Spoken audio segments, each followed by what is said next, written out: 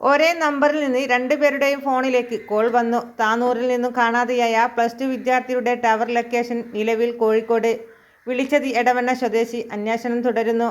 മകൾക്ക് പരീക്ഷ പേടിയില്ലായിരുന്നു എന്ന് പിതാവ്. മലപ്പുറം താനൂരിൽ പരീക്ഷയെഴുതാൻ സ്കൂളിലേക്ക് പുറപ്പെട്ട +2 വിദ്യാർത്ഥികൾ കാണാതെയായ സംഭവത്തിൽ അന്വേഷണം ഊർജിതം.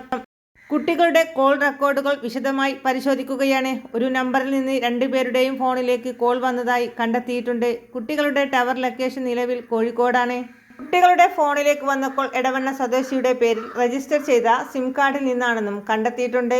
ഈ നമ്പറിന്റെ ടവർ ലൊക്കേഷൻ നിലവിൽ മഹാരാഷ്ട്രയിൽ നിന്നാണെന്നും താനൂർ CI ഡോണി ജെ മറ്റം പറഞ്ഞു.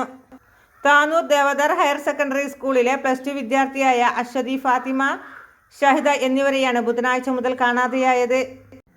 ബുധനാഴ്ച പരീക്ഷയ്ക്കായി വീട്ടിൽ നിന്ന് ഇരുവരും സ്കൂളിലേക്ക് പോയിരുന്നു. എന്നാൽ ഇരുവരും പരീക്ഷയ്ക്ക് ഹാജരായിരുന്നില്ല. തുടർന്ന് അധ്യാപകർ വീട്ടിൽ വിളിച്ച് കാര്യം തിരക്കിയതോടെയാണ് പരീക്ഷയ്ക്കായി വീട്ടിൽ നിന്ന് ഇറങ്ങിയതാണെന്ന് വ്യക്തമാക്കിയത്. തുടർന്ന് മാതാപിതാക്കൾ താനൂർ പോലീസിൽ പരാതി നൽകിയിരുന്നു. വിദ്യാർത്ഥികളുടെ കൈവശം മൊബൈൽ ഫോണുകൾ ഉണ്ടെങ്കിലും ഇത് സ്വിച്ച് ഓഫ് ആണ്. സംഭവത്തിൽ താനൂർ പോലീസ് ഊർജിതമായ അന്വേഷണം നടത്തിവരികയാണ്.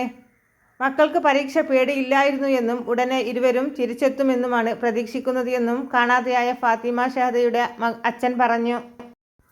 കോഴിക്കോട് കേന്ദ്രീകരിച്ചാണ് പോലീസ് അന്വേഷണം പുരോഗമിക്കുന്നത്. കൂടുതൽ വാർത്തകൾക്കും വിശേഷങ്ങൾക്കുമായി ഈ ചാനൽ ലൈക്ക് ചെയ്യുക, ഫോളോ ചെയ്യുക.